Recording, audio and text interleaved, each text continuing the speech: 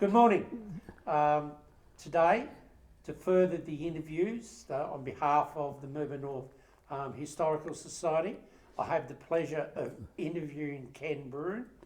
Ken has been a lifelong Mirboo North and Berries Creek resident, and today he's going to share his stories of growing up in Mirboo North, the farming community in Berries Creek and district, and to also share his thoughts on where perhaps Mirboo North has developed and is heading towards. So Ken, thank you very much for your time today.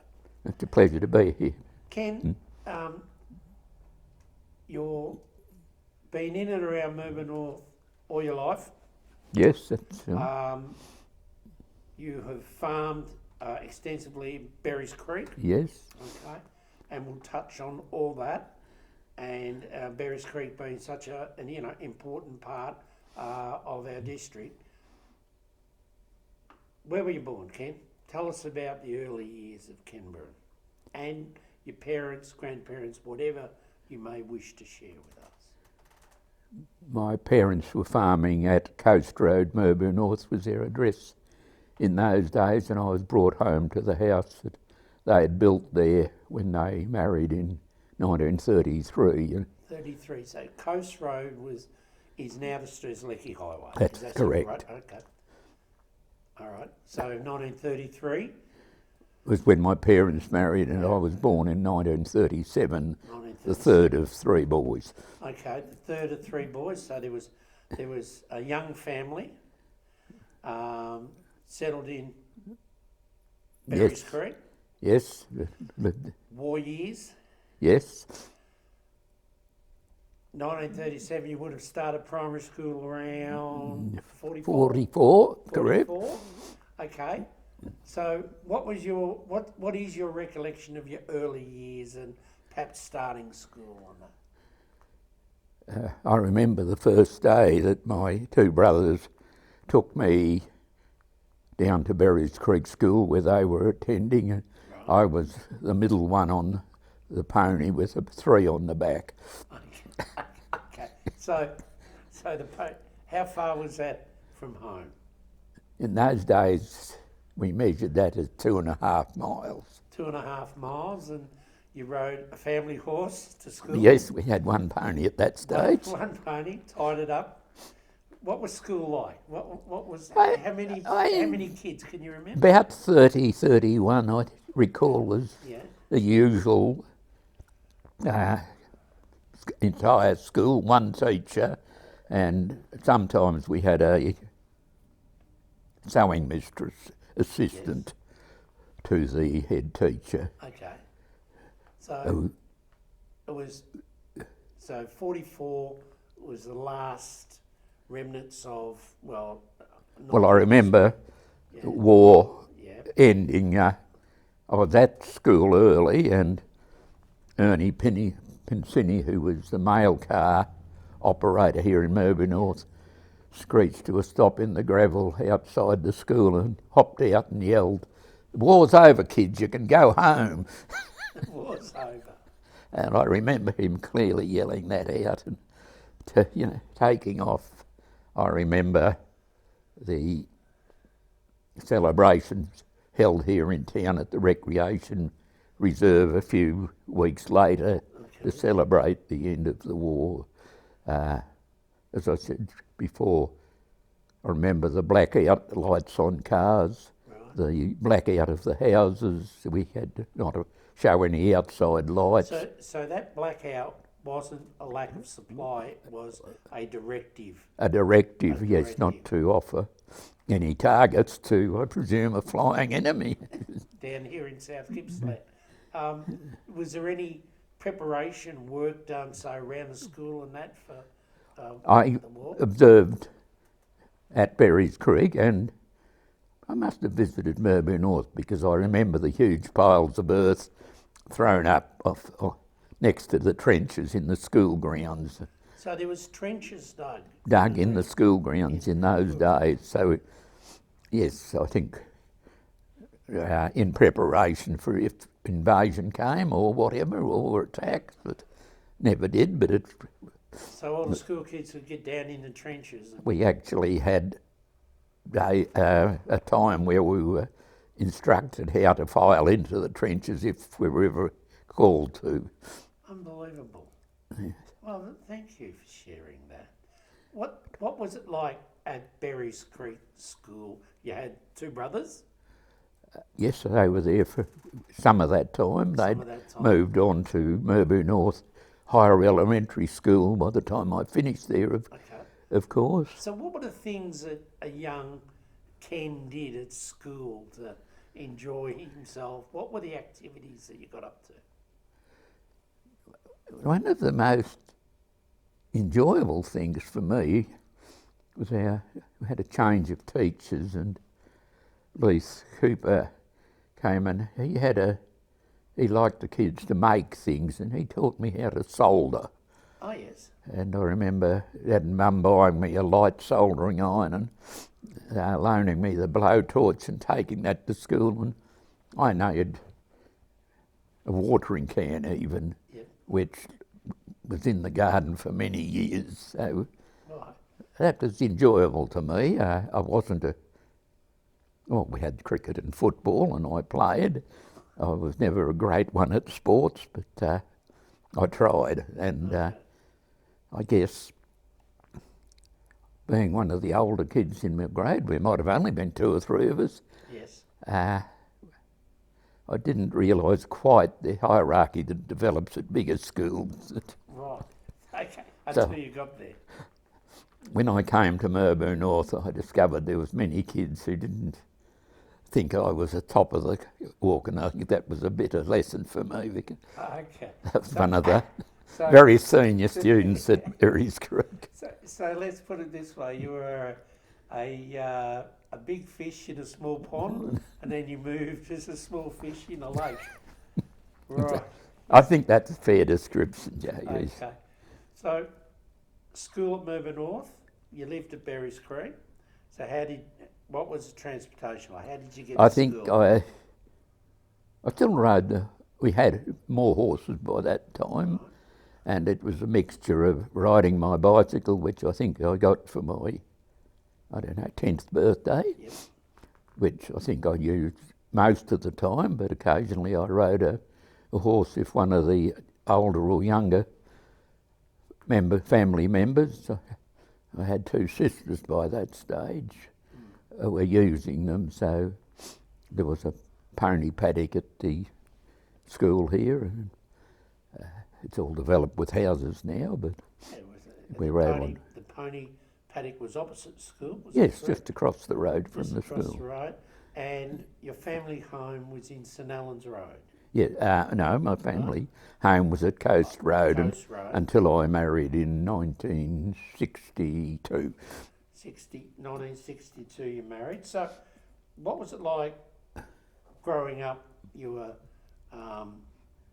we've heard through these interviews there was a little bit of the out-of-town kids and the town kids. There was, at yes. elementary school. There wasn't. Tell us a little bit about that.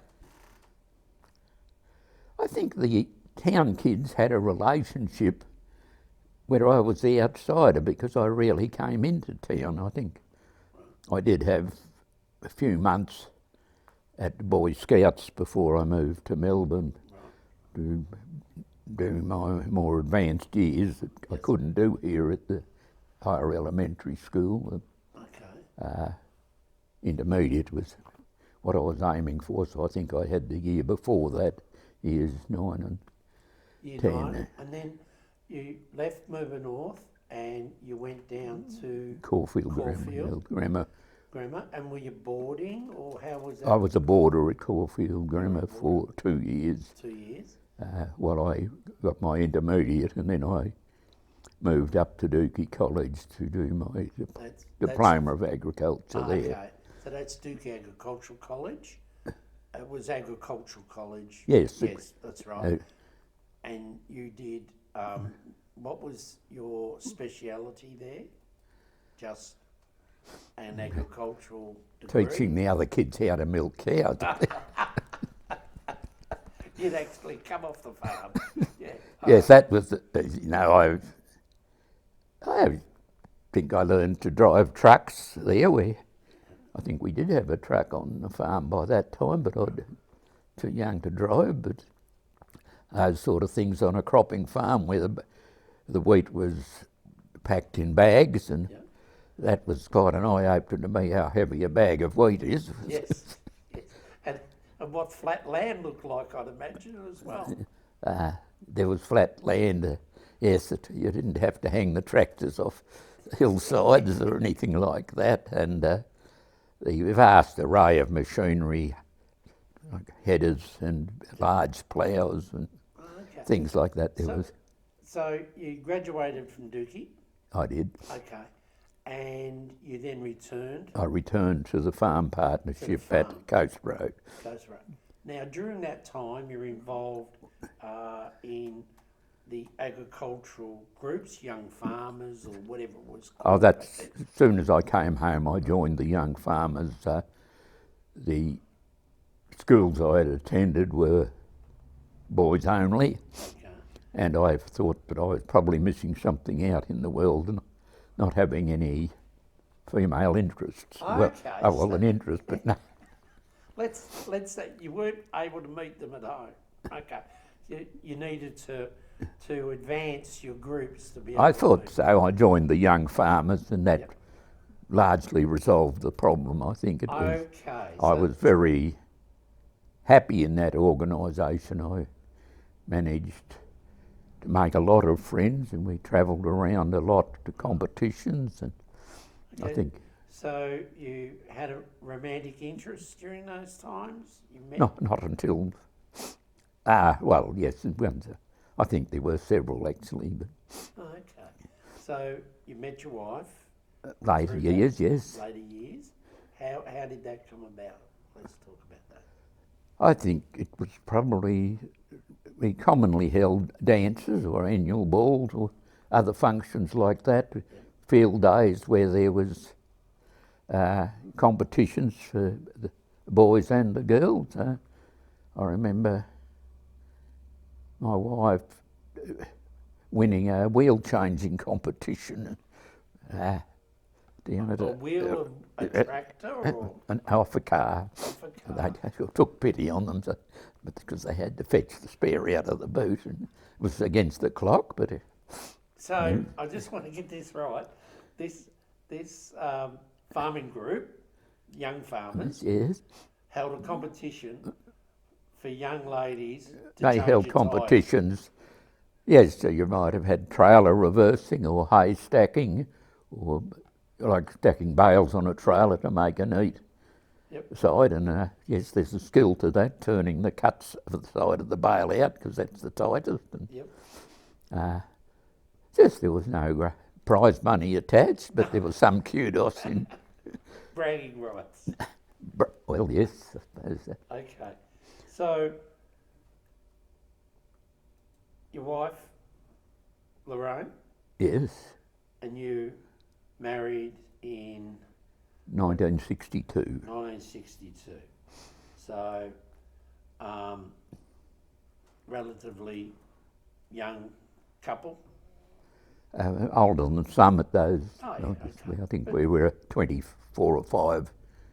Doesn't seem old in today's. Not in today's, I mean to say. There's a lot of girls were marrying in their late teens, as I recall. Yes. And so you're working on the farm? Yes. With? My brothers and father and mother.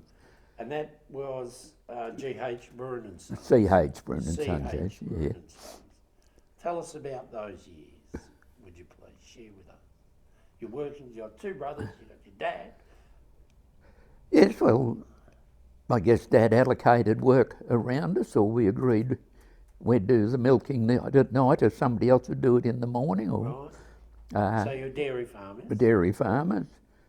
During that stage we bought a second farm, and Bob and I stayed at the home farm milking the cows, and Dad and Stan drove up the road to the other farm every morning when we were milking 2 herds of cows Yeah, 2 herds of cows being milked. during later years there. Okay.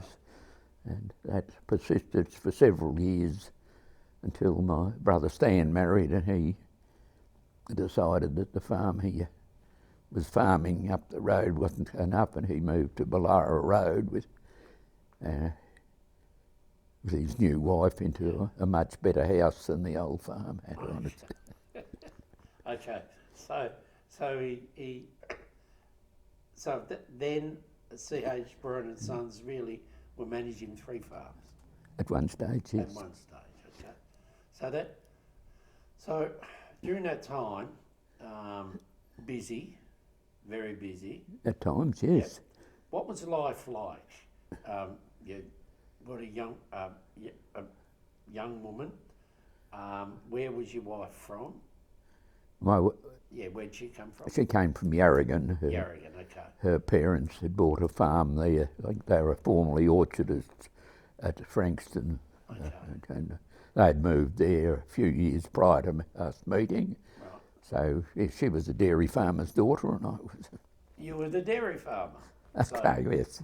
Okay, so that's life. What were the? Let's park the dairy farm for a minute. Let's talk about non-dairy farm issues. What was life like? We were very dances? involved. How was it? Yeah. I think our parents had been very involved in community service and organisations, and it was nothing strange. I know my mother took Lorraine off to a CWA meeting, and Lorraine was a CWA member for the next 40 years. Okay. Yeah. All right. That was part of her life.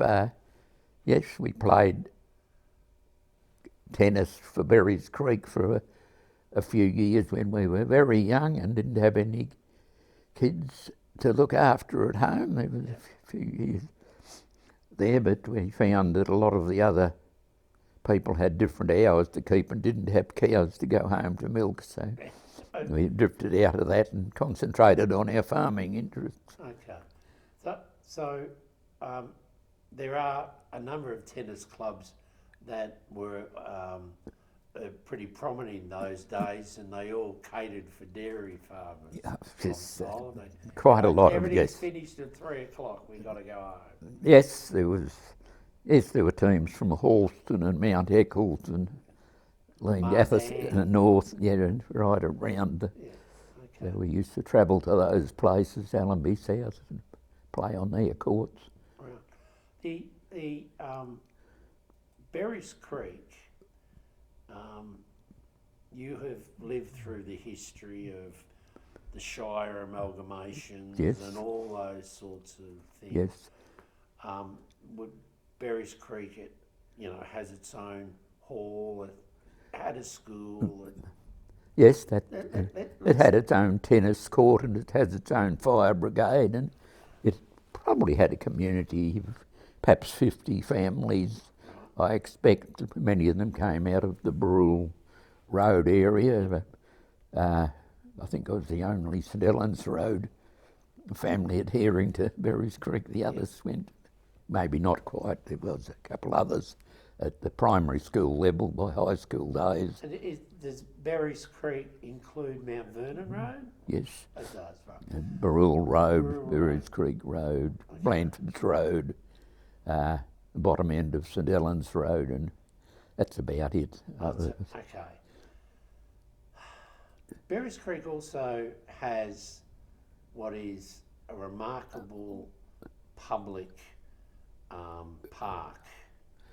Well, by good fortune or accident, Moss Vale was part of life at Berries Creek, and the committee that ran that for years before the Shire took over were essentially Berries Creek residents. Yes, I'd agree. Were you involved with the Moss Vale Park? Yes, I can remember Dad and my uncle and Dowlings and Callisters, all those people running a event at Moss Vale Park. We had a Moss Vale Park annual picnic. I think it was on January 1. Right. And there'd be foot races for the lads, you know, probably over 10s and under 10s or something, the same for the girls, chasing the rooster to catch the rooster. Of course, you could keep it if you could have the girls, and frequently ended up in the Tarwin. Yep. And the lads had to chase a greased pig, and that can get quite exciting. Okay. And Mossvale Park is renowned for its heritage trees. Yes. Could you work with? Let's get. I would love to get a better understanding of that. You know, suddenly you're driving along the streets, Lecky Highway. You go down to Mossvale Park. Now, I've been in Mirboo North for 40 years. Yeah. So the first time we drove along there and we saw Mossvale Park, we drove down there and it was jaw-dropping. There's the botanic beauty of it all. How did that come about? The original family that owned that, their name escapes me for the minute. Yep. Might have even been Moss, I don't know. Yes. I think the Eadie family were running it later. Maybe I'm. Anyhow, the original owner planted many of those trees. I think he was connected to some gardening society in Leongatha, and he planted out the hills and the park area. In later years, the park committee cleared and drained a small swamp and improved the surfaces so they could have their running events and picnic events and keep it mown. Yes, I think they did plant a few trees nearer the river, but the main ones were there, and later on the hill up towards the other residents got planted, so that's quite a recent planting, but I think a lot of consideration went with would have been the Leongatha Shire by then, to what trees would be planted, and I think nowadays the hill to the north of the main picnic area is quite a showpiece of beautiful deciduous trees. There's virtually no planting of native trees there, but the ones there are nowhere near as messy as a blue gum. Botanical garden life. So, okay, and thank you for that, because that is a big part of Berries Creek. I thought there was lots of other competitions on the day. I remember there was a Miss Moss Vale where the girls got in their fancy dresses, and I can remember competing for a camera spot to get a shot or two of the girls.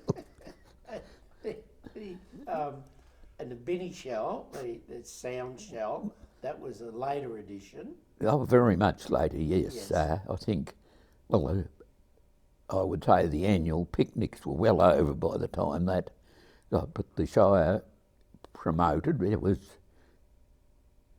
music in the park. Now, I think I'm not sure if that's the right title, but the shell was definitely part of that, and some very memorable concerts were held in the area, and I recall farming I had a second property by then, and I could be on the hill and I can look down into Moss Vale and you could hear the music drifting up the hill on the wind on the day of the music. Melbourne Symphony Orchestra. Melbourne Orchestra was there. Yes, I think they brought up some notable orchestras to support that and used that shell, and I think that was probably all good planning on behalf of the Shire of Warrail and the local committee. So, life progressed, you and Lorraine there, and you decided that it was time for you guys as a couple to think about a family. Yeah. Okay? And over the course of 4 to 5, 6 year period, you had 4 children. We adopted 4 children, yes. And those children are their names? Jenny, named Jennifer but prefers Jenny, Peter, Ian and Melinda.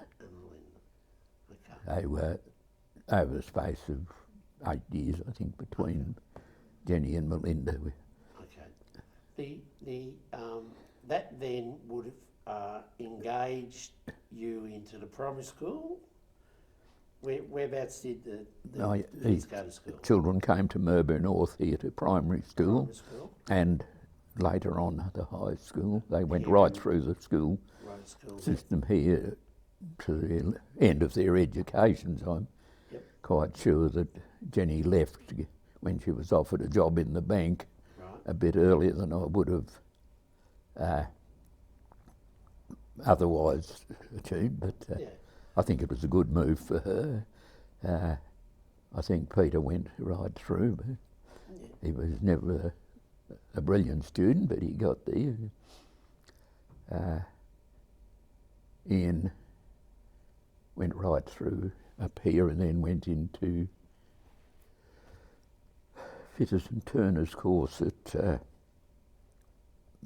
Newborough, is it? Yes, college there. It would have been the Lawn Technical College back then. I think it was, yes. He got a ticket there, worked 1 year at the old one, pulled down Hazelwood, overhauling pieces of the boilers there, and decided that he'd chosen the wrong career, and they were downsizing at that stage, and he was able to get a great payout.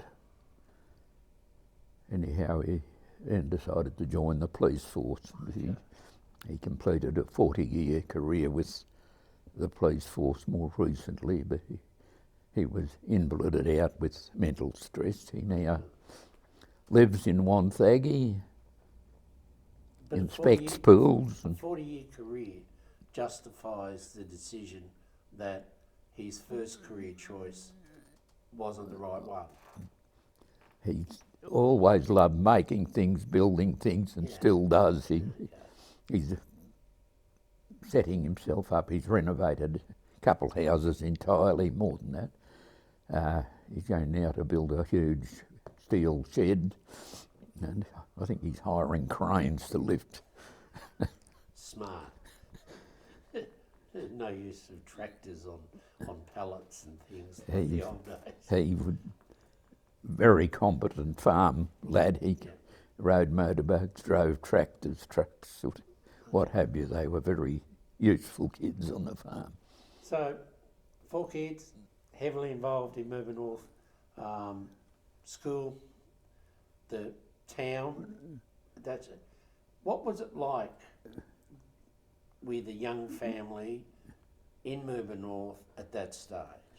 I think we were very proud of Mirboo North and happy to see her be part of this community. I mean, the community had grabbed me, I think, when I came back from Dookie College. And,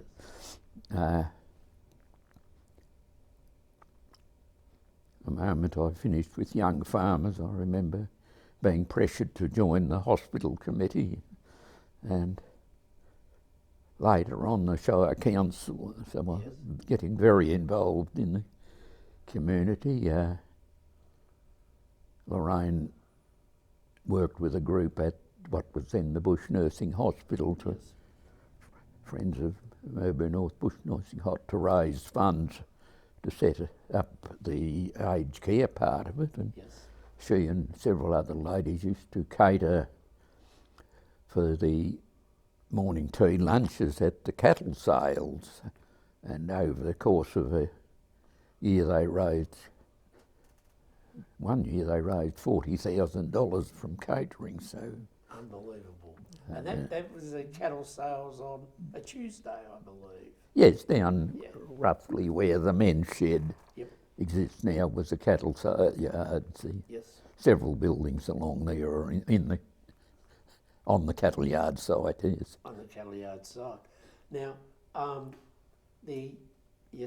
you've indicated that and shared with us your activities, the hospital, Shire Council. Yes. Tell us about Shire Council experience. I think I'm in some ways too weak to say no. Yes. I did later on when I realised that I was out 17 or 18 nights a week and hardly. So when was that? When did you first run for Shire Council? 1966, Right. I think. I could go look at the honour board It's somewhere. it's upstairs, but It's yes, upstairs, that doesn't tell you. Might tell you what year I came to the council. Yeah. Okay, so 1966, and how long were you a councillor for?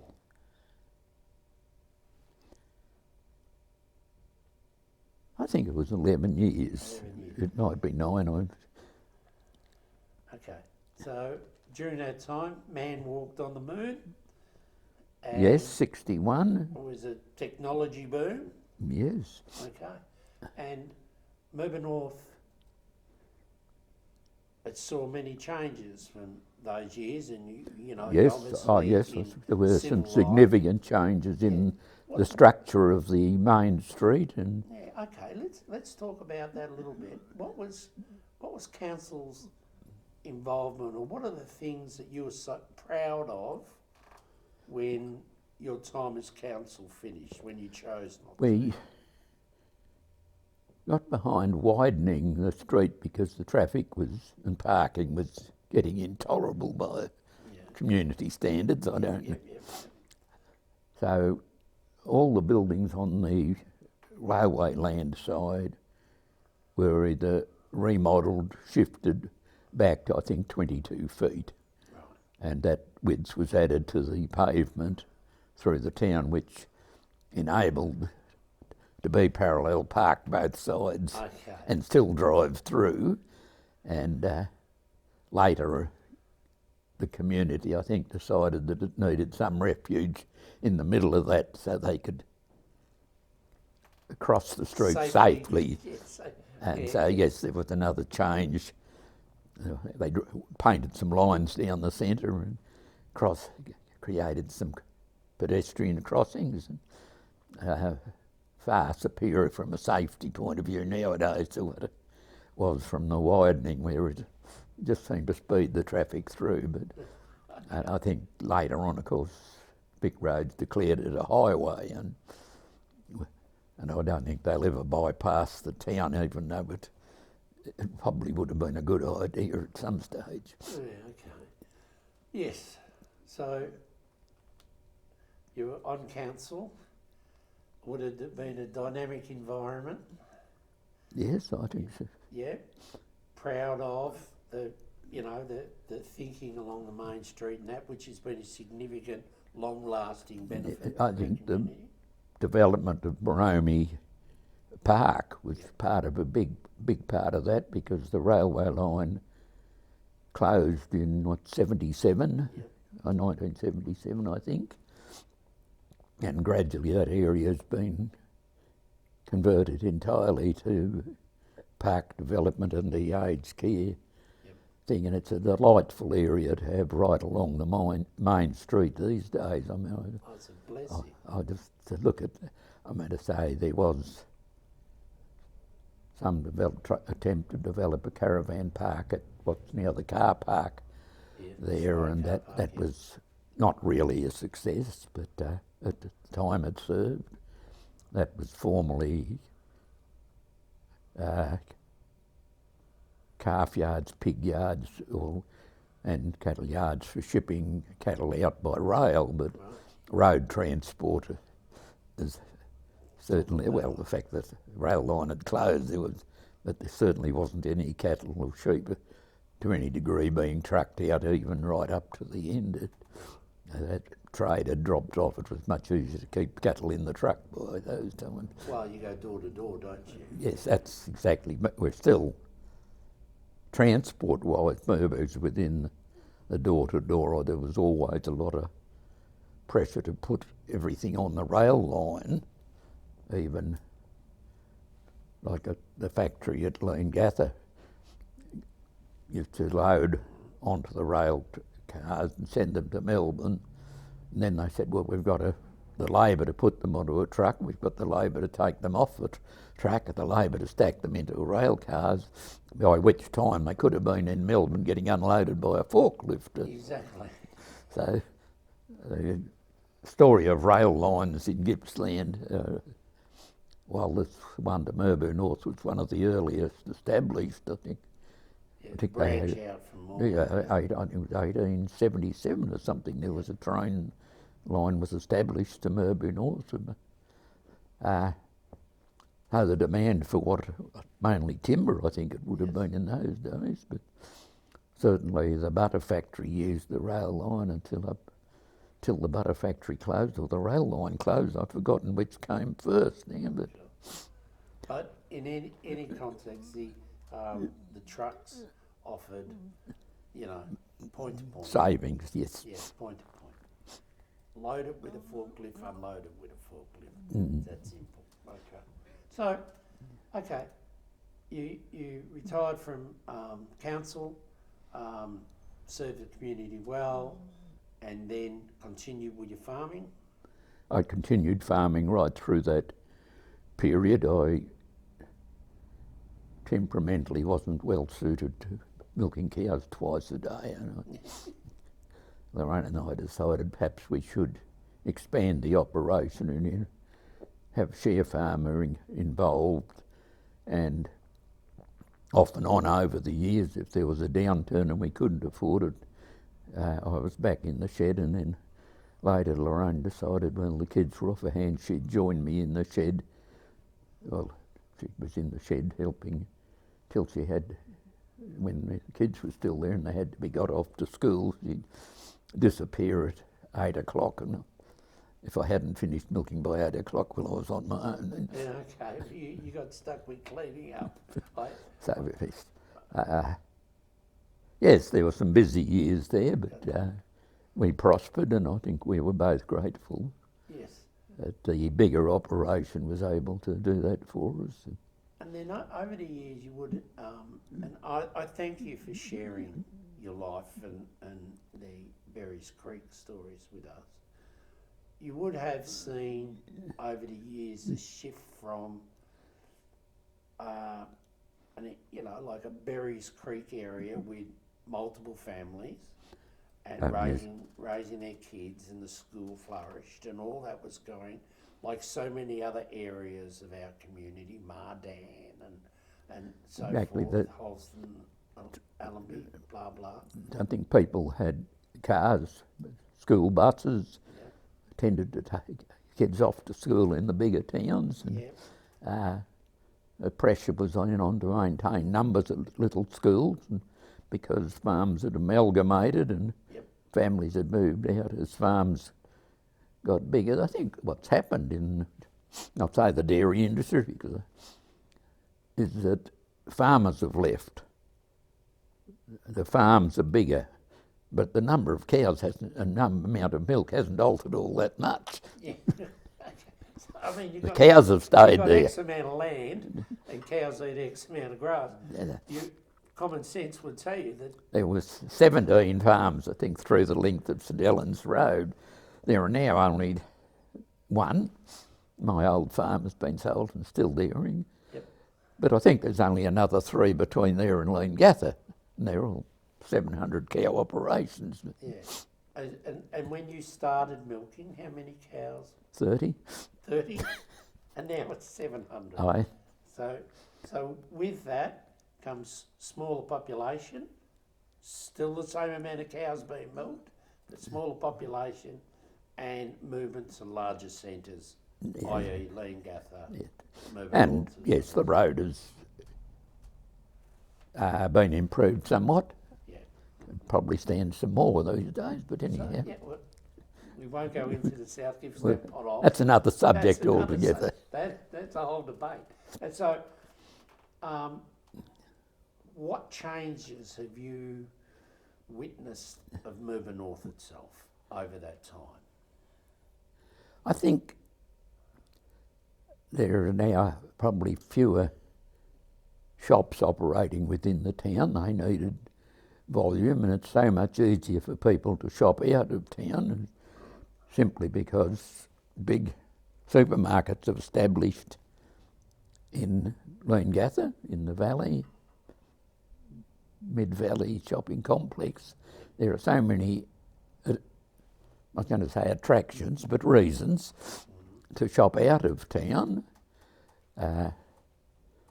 Then again, I've moved to the next stage where shopping in town is the best thing to do, to try and keep it here. Use it or lose it.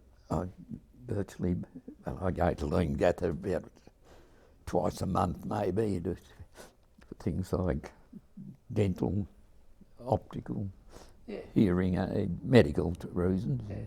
But still, we have our medical centre here in Chemist. That is such a valuable asset to our Community. valuable assets. To our community. Yes. And district. So, okay.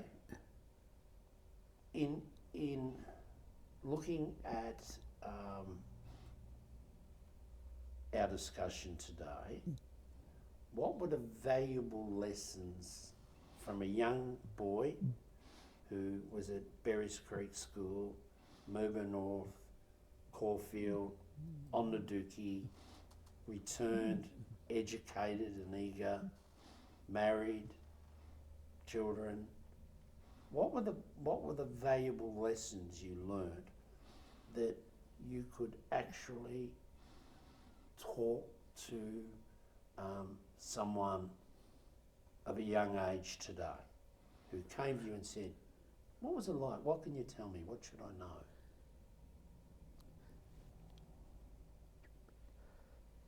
Yes. I think, well, my children were involved, and yes, we talk, and so it keeps you. I've still got a fair idea what's happening in the community from my grandkids have grown up here and worked in town, and I've now got 10 grandkids. Right. I think that's right. Great grandkids, should I say? Yeah, and great grandkids. My grandkids are having families at a great rush. And that's a wonderful thing. So our discussion today, in 20 years' time, your great-grandchildren, or even great-great-grandchildren, may watch this interview. If they were sitting there and they were looking for a piece of advice, what would you say to them? I would say keep working hard. Right. I think hard work, keeping busy, get yourself involved in the community, because the community's not going to accept you if you don't make yourself part of it. Right. So, yeah, I think it's important to integrate into your community. I think people tended in earlier, younger days could isolate themselves on the farm and be self-sufficient, but probably nobody hardly knew them. So we get to know, goodness knows I don't, my parents may have known a dozen families around them and been acquainted with a few in town, but these days I have no hope of knowing everybody, but I still think I know hundreds of the people that live in this town. So the advice is work hard. Work hard. I don't think, keep yourself busy. Work hard, continue to keep yourself busy, don't be idle, but be part of a community. Yes, I think so. I think the community is where you live, and I don't think you'd want to make enemies there. You need to make friends through your community. A great deal of your life has been around volunteerism. Volunteerism. Yes, people ask me to do things, and I've said I'm not inclined to say no, and I think that advice was given to me by one of our young farmer club advisors. In fact, I could name him Bob Morgan, but he was especially useful mentor during my formative years in that young farmer period. And I think my wide experience of towns all over Gippsland and meetings of young farmer state council and things, even at that young age, equipped me well to come back and serve this community. But all right, and that's such an important thing, and you've done a lifelong job there. I'm going to close our interview by giving you an opportunity, okay?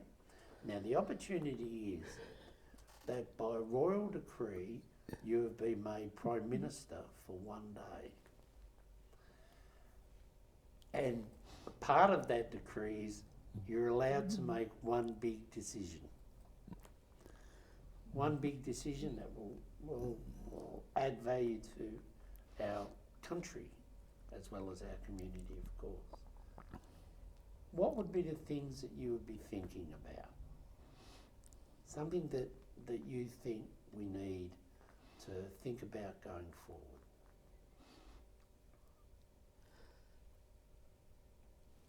every few years, scares start.